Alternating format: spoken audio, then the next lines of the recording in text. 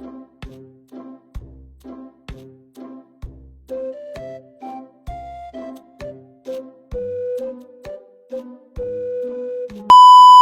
mga bebekas! Kung sa Korea nga ay merong songkang, dito naman sa akin ay meron akong songguk. Yung Koreano ko nagagalit pa. Nakar-arte. Sinundo niya ako mga bebekes dahil meron tayong lakad for today's video. Yes, promises. Ngayon lang na naman lumakad si bakla. And syempre, ito ang ating OOTD for today's video. Ay, nagdakil mit gibilbil ko. Okay lang yan mga bebekes, at least hindi pregnant. Uy. Dito nga pala sa bahay kami nila Tonyang tumuloy mga bebekes dahil magla-lunch shiba muna kami. Tignan nyo naman si bakla. Oh. Ayan na pala ang Korean na bebekes ko. Kita nyo mit ani nagwapo, nagimas nga pidil-pidilin taagong natano lumawa pa. Ala, nagdugyot ka! Ano? Dali para lang ito. Iso napintas siguro tangipin mo. Matibay ito. Ang narumukot ka! Di ba? Dugyot ang pinang!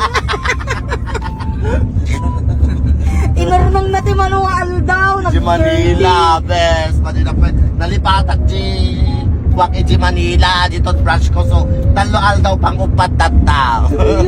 And the third day, it rose again. Nag-dirty ka o kisawa. Wala.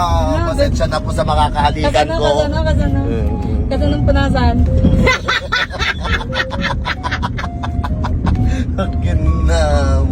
Finally, after how many months nga mga bebekes ay ayan, nakabalik na kami ng The Relax. Yes, promises. Magpapaputi na naman tayo ng kele-kele. Alam nyo ba mga bebekes, super effective ng diode nila dito kasi tignan nyo, wala talagang masyadong tubo yung hair ng kilikili ko. Kahit ilang buwan talaga akong bumalik dyan, hindi tutubuan ng gubat-gubat yan mga bebekes. Sinishave nga lang ni ate yung mangilan-ngilan na tubo para perfect, ganun, para bonggalicious, ganun. Pinahidan na nga din ni ate ng bleaching cream yan para syempre pumuti-puti naman at hindi lang ang face natin ang maputi, dapat pati kele-kele. Simula talaga nung nagpapa-whitening na ako dito sa The Relax mga bebes, tumaas-taas naman na ang confidence ng at na itis. Paano ba naman dito kasi sa Philippines kapag maitim ang kele-kele, nakauy-uyaw das, dala nagpipintas nga tattao, may stressak man. Diode and whitening nga pala ang treatment ko today mga bebekes. Kung gusto nyo rin nitong pinapagawa ko, mag-inquire na kayo sa page nila. Go! Pagandahin ang ating kilikili. Nag-start na nga si ate na lagyan ng gel tong underarm ko mga bebekes kasi ang next na procedure ay ganites.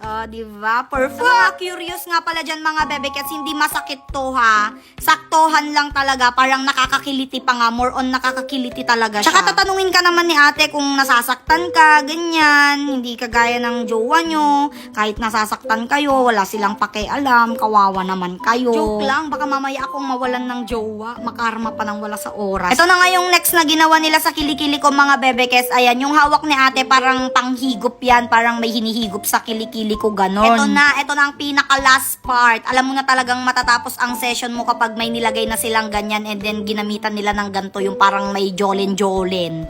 Perfect. O, di ba? Talagang, gusto kong mangurot ng betlog dito dahil nakakakiliti siya ng sobra-sobra. After nga niyan mga bebekes, ay syempre, all done na naman ang kilikili natin. For the good na naman siya, for the maputi na naman. And, hindi ito kilikili mga bebekes, ha, mukha ni Tonyang yan. Dahil tapos na ang session ko, sinilip ko siya. Ang kapal naman ng mukha at nag-bathrobe pa, hindi naman kasha. And, Sharon, ito na ang kilikili ko mga bebekes. Kita nyo mo't ni nagpo daw, nag-perfect. Basta The Relax talaga. Itong kasama ko nga ay, ayan, is paltwin data, rupa ng takita nyo mo nga min, pro. Grabe, face pa ba kasi yan? Sobrang taba niya guys, hindi na nalakto. Sige, paano ko? Bigla, eto.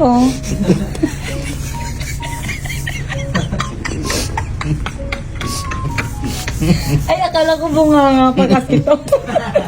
Ilong pala. Ilong pala yan. Labas-labas ka pa. Dat ate pati yung ilong na din niya parang nakahinga. Be, parang batilog ni Joren to. Ano na? Ang mga laro pa mas na batilog dahil. Ulo-ulo ata. And yay, tapos na ang aming treatment mga bebekes. Ayan, dito nga lang pala yan sa The Relax located at Kawayan Street. Pero totoo, kung gusto nyo pumunta dito sa The Relax mga bebekes, dito lang to sa Kawayan City, Isabela, Philippines. Dahil nga nagutom na naman ang mga OAT na ito, ayan, dinatnan ko dito ang kapatid ko dahil nag-aaral lang naman siya sa ISU Kawayan City of the Northern Luzon. May ganun. Super satisfied na naman ang customer na ito from The Relax. Yes, promises. At dahil today nga lang daw na naman kami nagkasama, magpapalibre siya mga bebekes. Nagpuskol talaga tilatig na dayto. Napadaan nga kami saglit sa Watson mga bebekes. At ito ang mga chikititang walang charis, baka matanggal sila sa kanilang work. Sorry. Nag-lap sensation nga lang kami dito mga bebekes. And for the go na din kami ay uuwi na.